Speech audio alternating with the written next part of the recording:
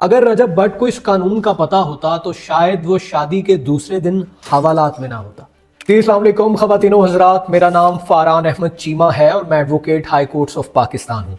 मैं आप तमाम सुनने और देखने वालों को अपने YouTube channel law chat with Faran Cheema पर खुशामदीद कहता हूँ। हमने रिसेंटली देखा कि पाकिस्तान के एक बड़े मशहूर यूट्यूबर और टिकटॉकर हैं रजब भट्ट।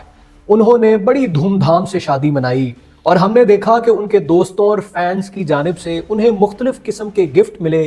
कहीं उन पर डॉलर बरसाए जा रहे हैं, घड़ियां पहनाई जा रही हैं और कहीं डब्बों में बंद करके कुछ दिया जा रहा है। हमें ये तो नहीं पता था कि उन डब्बों में क्या मौजूद है, लेकिन पता तब चला जब उनकी शादी के सिरंग में भंग मिल गई। यानी 15 दिसंबर 2024 को रजब भट्ट यूट्यूबर के घर पर लोकल पुलिस के हमरा वाइल्ड लाइफ इंस्पेक्टर ने छापा मारा। उनकी इंफॉर्मेशन के मुताबिक उन्हें एक ममनुआ शेर का बच्चा यानी लॉयन कब वाइल्ड एनिमल गिफ्ट में मिला।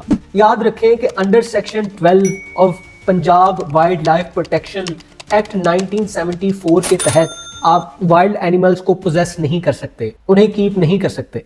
आपको इस सेक्शन के तहत लाइसेंस दरकार होगा और जब ये आपको लाइसेंस दिया जाता है तो ये मेक श्योर किया जाता है कि क्या आप इस वाइल्ड एनिमल की हिफाजत कर पाएंगे, क्या आप इस वाइल्ड एनिमल को वो इन्वायरमेंट और एटमॉस्फेयर प्रोवाइड कर पाएंगे जो वो डिजर्व करता है। बेसिकली एक बड़ी लंबी प्री रेक्विजिट्स और रिक्वायरमेंट्स की लिस्ट है कि जिनके साथ कंप्लाई करना इंपॉर्टेंट होता है, फिर ही आपको लाइसेंस मिलेगा। तो बेसिकली छापा मारा गया कि क्या जी उनके पास लाइसेंस या सर्टिफिकेट मौजूद है। रेड की प्रोसीडिंग्स के दौरान जब उनके घर पर इन्वेस्टिगेशंस कर रहे थे तो वो जो सिल्वर रंग के डब्बे हमने उनकी यूट्यूब वीडियोस में देखे और हम हैरान और परेशान थे कि पता नहीं इसके अंदर कौन से सोने और जवाहरात मौजूद हैं। तो पुलिस की इन्वेस्टिगेशन से हमें पता चला कि उनके कब्जे में 223 बोर वेपन बरामद हुआ। याद रखें कि ये प्रोहिबिटेड बोर वेपन है।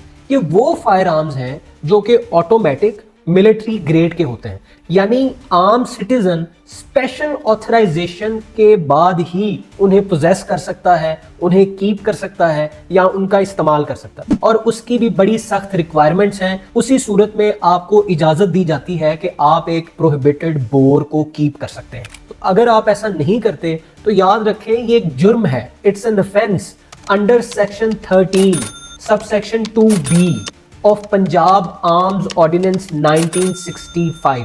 और अगर उसकी सजाओं की बात की जाए तो उसमें कम से कम 4 साल और ज्यादा से ज्यादा 10 साल की कैद हो सकती है और कैद के साथ साथ आप पर जुर्माना भी लग सकता है। तो जब ये वेपन रजब भट्ट यूट्यूबर से बरामद हुआ तो उससे लाइसेंस जब दरकार किया गया तो वो ये लाइसेंस प्रोवाइड करने से कासिर थे, उनके पास ऐसा लाइसेंस मौजूद नहीं था। याद रखें कि मैं बड़े सारे लोगों की वीडियोस देख रहा था कि जी ये वेपन तो उन्हें गिफ्ट में मिला है, ये तो उन्होंने खरीदा ही नहीं। याद रखें कि आपको चाहे कोई वेपन गिफ्ट में ही क्यों ना मिला हो, ये तो एक प्रोहिबिटेड बोर था। अगर आप ऐसे बोर का वेपन भी खरीदना चाहते हैं जो कि प्रोहिबिटेड नहीं है, फिर भी सबसे पहले आप लाइसेंस अप्लाई करेंगे, लाइसेंस हासिल करेंगे और जब आपको लाइसेंस मिल जाएगा फिर ही आप वो वेपन खरीद सकते हैं। तो फिर ये इंफॉर्मेशन इररेलेवेंट हो जाती है कि वो वेपन गिफ्ट में मिला था या फिर उन्होंने खुद खरीदा था। मौके की मुनासबत से फ़ायदा उठाते हुए हम आपको बतलाते चले कि हम अक्सर औक़ात देखते हैं कि जी अगर कोई फ़र्द किसी वेपन के हमरा सोशल मीडिया पर अपनी पिक्चर डाल दे तो उस सूरत में भी उसके खिलाफ क्रिमिनल प्रोसीडिंग्स का आगाज़ कर दिया जाता है।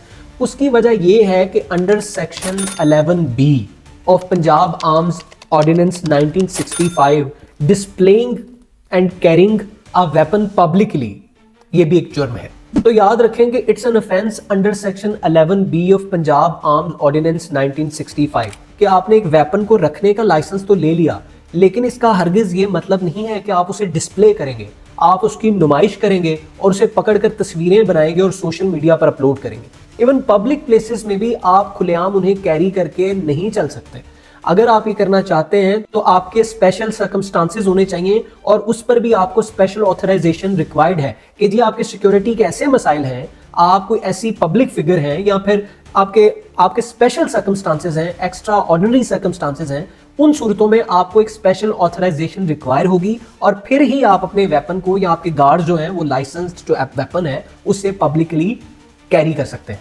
याद रखें वो जो गार्ड्स उस वेपन को कैरी कर रहे होते हैं वो भी स्पेशल रिक्वायरमेंट्स के साथ कंप्लाई करेंगे तो ऐसा करना मुमकिन होगा, वरना नहीं। तो याद रखें कि under section 21 of Punjab arms ordinance 1965 police के पास इख्तियार मौजूद है कि वो सर्च कर सकती है, रेड कर सकती है, सीज कर सकती है if authorities have reasons to believe कि आपकी पोजेशन के अंदर अनलाइसेंस्ड वेपन्स हैं या प्रोहिबिटेड वेपन्स हैं। तो बिल्कुल इसी तरह ये पावर्स जो कि कन्फर्म की गई हैं सेक्शन 21 ऑफ द ऑर्डिनेंस के तहत, रजब भट्ट के केस में भी जो लोकल पुलिस है, क्योंकि उनके पास अख्तियार मौजूद था तो उन्होंने रजब भट्ट के घर पर छापा मारा। रेड की प्रोसीडिंग्स के दौरान उन्हें ऐसे सर्कमस्टांसेस मिले कि जहां पर ऑफेंसेस अट्रैक्ट होते हैं, तो फिर उन्होंने एक FIR लॉन्च की अगेंस्ट रजब भट्ट, जिसकी लाइट में गिरफ्तार किया गया और अब रजब भट्ट जमानत लेने के बाद हवालात से बाहर है। लेकिन याद रखें कि कुछ लोगों की एक कन्फ्यूजन है कि अगर कोई बंदा जमानत पर बाहर आ जाता है तो इसका ये मतलब नहीं है कि वो जो क्रिमिनल प्रोसीडिंग्स का आगाज़ उसके खिलाफ हुआ था वो ख़त्म हो गई हैं।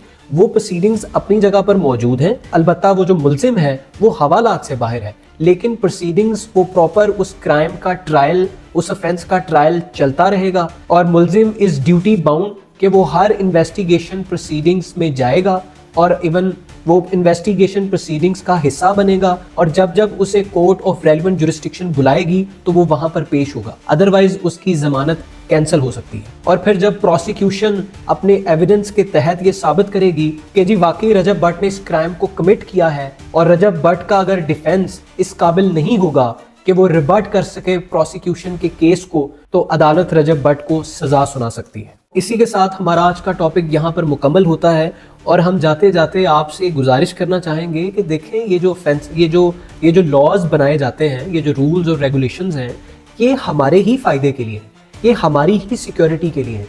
क्योंकि एक अच्छा लॉ वो होता है जो वक्त के साथ साथ इवॉल्व करता है। अगर कुछ वेपन्स को प्रोहिबिट किया जाता है तो ऑब्वियसली वो वक्त की नीड्स को मद्देनजर रखते हुए ही उन लॉज को बनाया जाता है। इसलिए हमें चाहिए कि उन लॉज की पासदारी और उनकी कंप्लायंस को मेक श्योर करें ताकि किसी के लिए भी कोई इनकन्वीनियंस क्रिएट ना हो।